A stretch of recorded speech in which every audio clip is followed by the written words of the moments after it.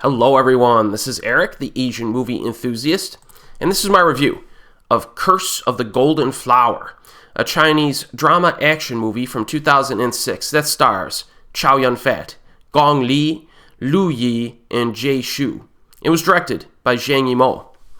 On the eve of the Double Ninth Festival, the Emperor, played by Chow Yun Fat, and the second of his three sons, Prince Jai, played by Jay Chou, return from their military campaign to Nanjing so they can celebrate the holiday with their family. However, the Empress, played by Gong Li, has been in an affair with the first son, Crown Prince Wan, played by Liu Ye, who was born from the Emperor's previous wife. At the same time, the Crown Prince has been in an affair himself with the daughter of the Imperial Doctor and is keen on rejecting the throne so that he may run away with her. So the story is basically about the conflicts within a royal family. According to Wikipedia, the screenplay is based on a renowned Chinese play written in the 1930s. Regardless, much of the story is summarized in that paragraph-length synopsis that I just read. Now, despite the fact that it sets everything up in a very efficient manner and gets things rolling, doesn't waste a whole lot of time setting up the drama and the conflicts, it is fairly simplistic overall. I assume that the original play is superior to the screenplay, but if you've experienced both, let me know your thoughts. I'm not sure how historically accurate the details are here in terms of like the customs and things like that, but some of the little ceremonial or everyday living aspects of royalty are pretty interesting to watch.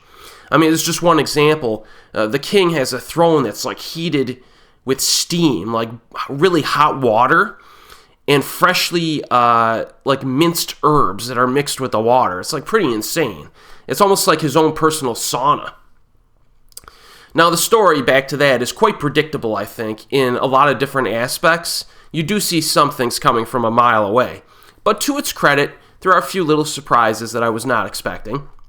Some viewers may be frustrated by that, none of these characters are really that likable. At least I did not find really any of the characters that likable.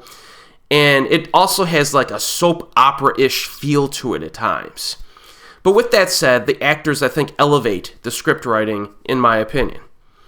And my favorite aspects, though, and I do really like seeing the actors in this, but the best thing about Curse of the Golden Flower are the set designs and the costumes, which are just outstanding. I mean, the color scheme is a focus on gold and rainbow type colors, with black being infused at times. I mean, the interior hallways and rooms within this palace have like I don't even know what you'd call it. It's almost like a kaleidoscope, rainbowish type color scheme. It's a completely insane assault of eye candy from start to finish. I mean, right from the opening shot, you're just kind of blown away by the set designs in this film. Certainly one of the most ridiculously fancy palaces I've ever seen in a movie. And then later on, we get more of like the black and gold contrast. Now, you do feel the film's budget immediately when the film starts. Huge, opulent sets, tons of extras, in terms of actors. And I do think the visuals are pretty important to this movie because, I'm dependent on the environment while the conflicts slowly play out. At least, that's the way I approach this. Now, while not an action movie per se, there are a few pretty good fights tossed in as well as like a bonus. Chow has a pretty good sparring moment early on. There's an attack from assassins near the midpoint, and some soldiers need to protect someone during that scene. And then there's a bigger battle near the end. Pretty good scenes, but not amazing,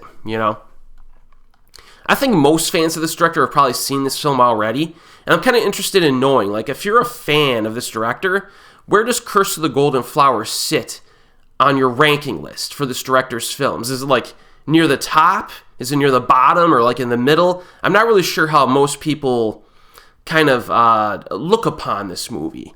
I would expect this to be like a middle tier movie on most people's favorites list for this director, but let me know what you think in the comments section. I'm interested in knowing. For the rest of you out there who may be unfamiliar with the director, the main reasons to watch this movie in particular are the set designs and the actors. So if you're interested in a more traditional royalty conflict story with phenomenal sets, give it a shot. I think it's a moderate recommendation. And as always, folks, I'll see you next time.